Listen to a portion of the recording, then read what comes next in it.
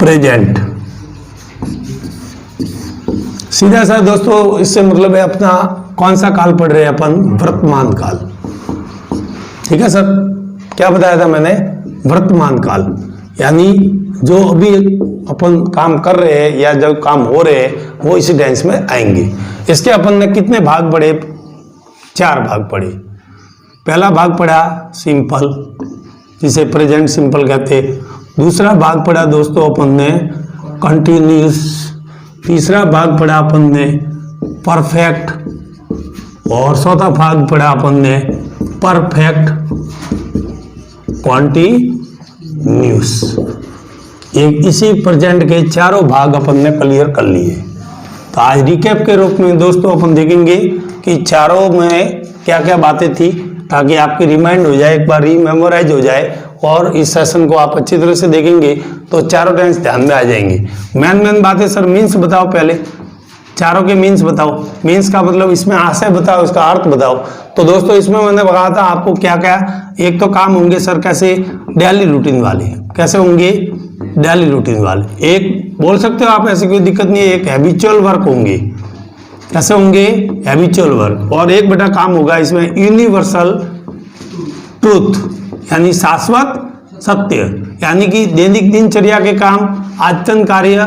और क्या होगा बेटा इसमें काम, यूनिवर्सल ट्रूथ, जो कभी नहीं बदलता, यानी टाइमलेस कंडीशन। टाइमलेस कंडीशन मतलब आज जैसे सोमाराम है, भूतकाल में भी ऐसे ही था और भविष्य काल में भी ऐसा ही रहेगा। यानी सूर्य पूर्व में उगता था, तो आज कौन सा पश्चिम में उगता है, आज भी पूर्व में ही उगता है, और आने वाले समय में कौन सा आकाश ये पश्चिम में चला जाएगा। तो टाइमलेस कंडीशन को ही क्या कहते हैं, यूनिवर्सल ट्रूथ। इसका मीन्स देखा, तो इसका मीन्स बताओ सर। इसका मीन्स या अर्थ या आशय लेंगे इस टेंस में। तो मैंने कहा था दोस्तों इसमें क्या था, वर्तमान में कोई काम जारी है, वर्तमान में कोई कार्य बोलते समय, यानी मैं अभी बोल रहा हूं तो बोलते समय जारी है। At the time of speaking, जब बोलते समय जारी है, यानी वो काम क्या है, कॉन्टिन्यूस है। क्लियर, कोई पूछना नहीं। लेकिन आप यह ध्यान रखने का, समय का पता या मालूम नहीं चलता, ये लाइन यहां डाल देना ताकि आपके कंफर्म हो जाए एक बार आ से। या समय का मालूम नहीं पड़ा, जैसे सोमाराम विज्ञान पढ़ा रहा था, कब से पढ़ा रहा है आपको मालूम नहीं पड़ेगा, तो सन वगैरह साल वगैरह इसमें समय नहीं होता, तो समय वाला भाग अपने आएगा, वो नेक्स्ट टेंस में आ जाएगा। अभी समय अपने को मालूम नहीं पड़ रहा है। इसमें क्या बताया था दोस्तों, याद है क्या से, परफेक्ट में मीन्स वर्तमान के वे काम, वर्तमान के वे कार्य जो अभी अभी समाप्त हुए, रिसेंटली, अभी भी जस्ट एकदम अभी भी समाप्त हुए, और ज्यादा समय नहीं हुआ है। कोष्टक में लिखना ज्यादा समय नहीं हुआ है, क्योंकि ज्यादा समय होते ही तो क्या हो जाएगा दोस्तों, किस में चला जाएगा, पास्ट में चला जाएगा। इसलिए पास्ट अपन पढ़ नहीं रहे, अपन तो क्या पढ़ रहे हैं, प्रेजेंट परफेक्ट। अब इसमें सर आपने क्या बताया, तो इसमें मैंने आपको मीन्स बताया कि वर्तमान में कोई कार्य कितने समय से चल रहा है या जारी है, चल रहा है या जारी है। और इसके लिए समय सूचक शब्द देते हैं और 2 शब्दों का प्रयोग करते हैं, सिंस और फॉर। तो ये दोस्तों था आशय यानी मीन्स, यानी चारों टेंस के मैंने मीन्स बताए। कोई तकलीफ हो तो बोल सकता है आपको, यानी डाउट। पहचान, अब पहचान में दोस्तों क्या करेंगे अपन, हिंदी में किस प्रकार के वाक्य होंगे, तो अपन ये समझेंगे कि सर ये सिंपल का है, ये कॉन्टिन्यूस का है, ये परफेक्ट का है, ये परफेक्ट कॉन्टिन्यूस का है। तो उसके लिए पहचान चाहिए। तो हिंदी के वाक्यों में तो आप लिखेंगे दोस्तों, वो वाक्य मैंने आपको लिखवाया हुआ है, हिंदी के वाक्यों में क्रियाओं के अंत में, दूसरी जगह ताती नहीं देखना है, क्रियाओं के अंत में।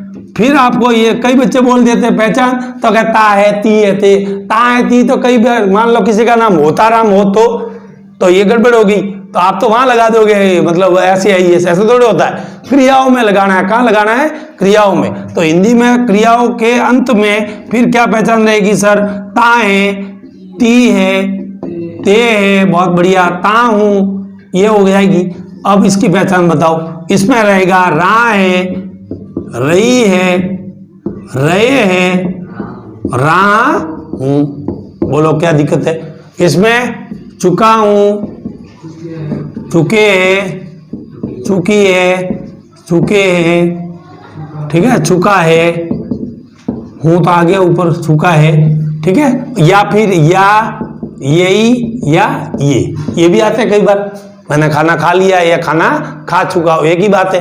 तो दोस्तों दोनों पहचान में आपको घबराने की जरूरत नहीं है, दोनों पहचान इसकी हो सकती है। मैं क्रिकेट खेल चुका हूं या मैंने क्रिकेट खेल लिया, एक ही बात है। यहाँ कोई दिक्कत नहीं। और चौथे में सर यहाँ पर भी पहचान तो वही रहेगी, रहा है, रही है, रहे हैं और रहा हूं। अब सर सबसे बड़ी बात जो अपन ने पढ़ी HV, तो HV सबकी एक साथ ही देखेंगे। इसमें HV मैंने आपको दोस्तों बताई थी डू डज, इसमें आप HV खुद ही बोलेंगे इज, एम, वार। और इसमें दोस्तों बताइए हैज, और इसमें बताइए, बहुत बढ़िया, वेरी गुड, हैज बीन और हैव बीन, बहुत बढ़िया। ये थी आपकी दोस्तों HV, यानी इस टेंस की HV है डू डज, इसकी इज, एम, आर, इसकी हैज, हैव और इसकी has been, have been. Clear? उसके बाद में मैन वर्ब भी देख लो ताकि कोई टेंशन नहीं रहे। मैन वर्ब सर इसमें या तो V1 आती है या फिर सिंगुलर होता है कर्ता, अगर सिंगुलर है तो एस या ईएस उसमें लग जाता है, वो भी साधारण वाक्य में। उसके बाद में तो डू डज जाता है, उसके बाद में तो ये भी हट जाता है, बाद में तो ये लगता भी नहीं है जब डू डज जाता है, तो सिर्फ हु वाले केस में लगता है, तो वो मैंने WS में आपको बता दिया था। तो मैन वर्ब सर इसकी क्या बोलो, V1 प्लस, और इसकी बोलो V3, और इसकी बोलो V1 प्लस ING, ये उसकी मैन वर्ब। अपन नेक्स्ट में देखेंगे सेंटेंस पैटर्न, एक साथ ही देखेंगे, चारों टेंस होगा और आपको बिल्कुल दिक्कत नहीं इसमें होगी। सिर्फ आप एक प्रेजेंट सिंपल के बाद को छोड़ के 5 प्रकार के दोस्तों मैंने आपको वाक्य बताए। एक टेंस में 5 प्रकार के होंगे, तो 12 टेंस बताऊंगा तो 60 प्रकार की वाक्य रचना होगी। तो 1-2 वाक्य रचना अपवाद है, उसके बाद तो सभी इन्हीं नियमों का पालन करती है। तो सबसे पहले मैंने आपको जो वाक्य दोस्तों बताया वो था एफर्मेटिव सेंटेंस। कौन सा था? एफर्मेटिव। अब मैं किसी टेंस की बात नहीं कर रहा हूं, मैं सभी टेंस के यानी चारों जो पढ़ाए हैं और उससे आगे 8 पढ़ेंगे उनकी भी साथ में ही बात हो रही है। तो एफर्मेटिव सेंटेंस, उसके बाद में नेगेटिव, फिर सर तीसरा आपने क्या पढ़ाया, इंटेरोगेटिव। इंटेरोगेटिव, इसकी स्पीड कम हो वो साथ में भी लिख सकता है, ठीक है, इंटेरोगेटिव सेंटेंस, ठीक है। उसके बाद में दोनों को मिक्स कर दो ना, तीसरे और दूसरे और तीसरे को, इंट्रोगेटिव नेगेटिव, सौदा हो जाएगा दोस्तों। इंट्रोगेटिव शॉर्ट में लिख रहा हूं, इंट्रोगेटिव नेगेटिव समझ जाएंगे आप, ठीक है। और अंतिम मैं बताता हूं जो उसने अपने सारे टेक्स्ट बुक के प्रश्न, अनसीन पैसेज के प्रश्न, वो सब इस WS टाइप में ही बनते हैं। और इसकी दोस्तों पूरी फैमिली मैंने बता रखी है, 12 सदस्य है इसके, और इससे प्रश्न कैसे बनेगा, तो ये 5वां प्रकार हो जाएगा अपना WS टाइप। अब सर इसकी स्ट्रक्चर है वो फिक्स है, तो एक बार देख लेंगे उनके फार्मूले क्या होते हैं। सर मैं किसी टेंस की बात नहीं कर रहा हूँ, ना प्रेजेंट सिंपल की कर रहा हूँ, ना कॉन्टिन्यूस की, सबकी एक साथ हो रही है। तो स्ट्रक्चर एक बार देखने के बाद अपवाद कौन सा है वो भी मैं बता दूंगा। पहले एफर्मेटिव की स्ट्रक्चर बताओ सर। एफर्मेटिव की स्ट्रक्चर में हमेशा दोस्तों सबसे पहले सब्जेक्ट आएगा। क्या आएगा? सब्जेक्ट। फिर जो भी टेंस है उसकी क्या आएगी? HV। उसके बाद जो भी टेंस है उसके क्या आएगी? MV। उसके बाद में क्या आएगा? ऑब्जेक्ट। ठीक है दोस्तों। उसके बाद में मैंने आपको नेगेटिव में दोस्तों बताया था, जब भी नेगेटिव बनाना हो तो आप कहाँ नोट डालो? HV के बाद, तो आपका सब्जेक्ट आगे रह जाएगा HV और नॉट, और उसके बाद में MV और O। कोई दिक्कत, प्रॉब्लम? Got it? समझ में आया? उसके आगे देखेंगे इंटरोगेटिव में सर अपन ने क्या किया? कुछ नहीं किया, सिर्फ इसको आगे लिया। तो HV को आगे लेंगे, पूजा एक बार देख लेगी, HV को आगे लेगी, सब्जेक्ट, फिर मेन वर्ब, फिर ऑब्जेक्ट, और उसके बाद प्रश्नवाचक का निशान। अब दोनों को सर मिक्स करना है इंट्रोगेटिव नेगेटिव में। तो प्रश्न बनाएंगे, साथ में नोट भी लिखेंगे, तो ये तो आगे रहेगा ही प्रश्न बना रहे। और ये प्रश्न सर कैसे रहते हैं? क्या वाले प्रश्न रहते हैं और इनके उत्तर दोस्तों किस में देते हैं, यस नो में उत्तर देते हैं, यानी कि कोई नई बात अपन नहीं बता दे। क्या सर आप पढ़ा रहे हो, बिल्कुल मैं कहूँगा पढ़ा रहा हूँ, नहीं पढ़ा रहा हो तो नहीं पढ़ा रहा हूँ, तो हाँ ना में इसके उत्तर दिए जाते हैं, इसलिए ये कोई खास नहीं है। लेकिन अपन को तो सीखना पड़ेगा, क्योंकि हिंदी से अपन इंग्लिश सीख रहे हैं तो वाक्य रचना में अपने काम आएंगे। तो एचवी के बाद सब्जेक्ट ऑफ नॉट जाएगा इधर, आ जाएगा दोनों में से कॉमन नॉट यहाँ आ जाएगा, उसके बाद एमवी और फिर ऑब्जेक्ट। ये हो जाएगा दोस्तों चौथे की स्ट्रक्चर। पांचवें की तो फिक्स है रामबाण। सबसे पहले कोई भी WS वर्ड हो, भले वो व्हाट हो, वेयर हो, व्हेन हो, हाउ मैनी हो, हाउ मच हो, वो सबसे पहले आएगा। फिर जो टेंस है उसकी क्या आएगी, एचवी, उसके बाद उसका सब्जेक्ट, फिर मेन वर्ब, फिर डॉट डॉट। सर क्यों छोड़ रहे हो, कभी ऑब्जेक्ट हो कभी नहीं हो, दोनों स्थिति हो जाती है। कि कोई आपको पूछ सकता है आप विद्यालय कब जाते हैं, तो वहाँ विद्यालय आएगा, लेकिन आप कहाँ जाते हो, तो उत्तर में दोस्तों फिर वहाँ डॉट डॉट इसीलिए छोड़ा है कि कई बार ऑब्जेक्ट नहीं भी होता। तो ये 500 सेंटेंस पैटर्न थे, इनको एक बार नोट कर लेंगे। ये थे अपने सेंटेंस पैटर्न है 500, जो शायद क्लियर आपके दिमाग में आगे होंगे अगर अपन। लेकिन आपको दोस्तों मैं याद दिला दूं कि एक प्रेजेंट सिंपल टेंस पढ़ा था सबसे पहले, वहां पर सर आपने क्या लिखाया था, वहां मैंने ये लिखाया था और मैंने कहा था वाक्य में जरूरत भी इसकी कोई जरूरत नहीं है, इसकी कोई जरूरत नहीं है, इसकी तो अहम आवश्यकता है। अगर वाक्य बनाना है तो बिना इसके कभी नहीं बढ़ेगा।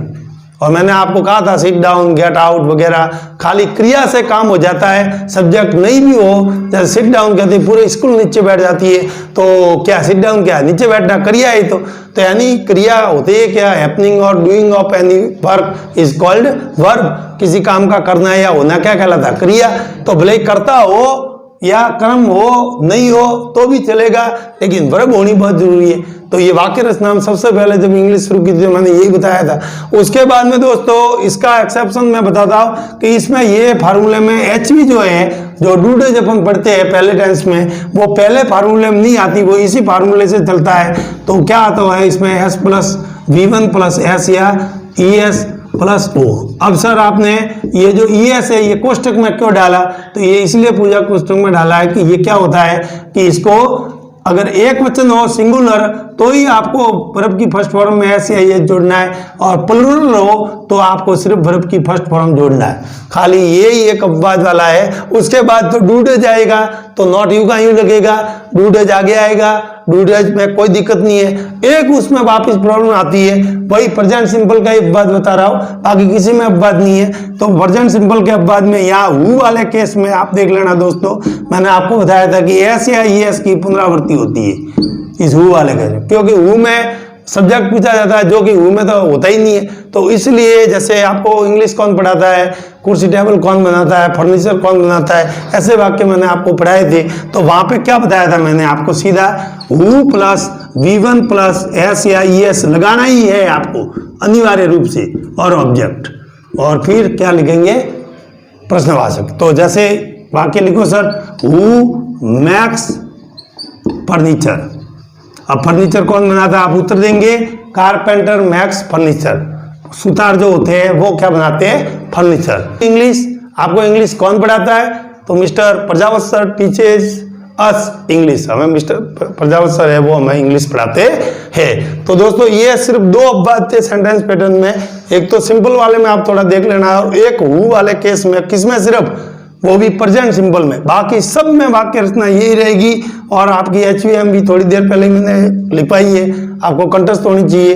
तो ये थे दोस्तों अपने प्रेजेंट सिंपल के चारों प्रकार, आप आराम से। इसके बाद में रह जाती है सर दोस्तों टाइम ऑफ एडवर्ब्स, जो कि अपने कहाँ काम आएगी बोर्ड में करेक्ट फॉर्म बनने में। बोर्ड परीक्षार्थी आपके और 4 नंबर की करेक्ट फॉर्म आएगी और 8 करेक्ट फॉर्म आएगी। तो करेक्ट फॉर्म आएगी तो वहां पे मैंने आपको टाइम ऑफ एडवर्ब सबकी बता रखी है। तो सिंपल में आपको ध्यान में आ रही हो तो आप चाहे तो मैं बोलता हूँ जैसे आपको याद होनी चाहिए, generally, regularly, frequently, seldom, never, each day, each night, each week, each month, each year, every day, every week, every month, every year, in the morning, in the evening. Continues में क्या बताए थे सर आपने, at this time, at the moment, at the present time, now, these days, इस तरह के शब्द आए थे।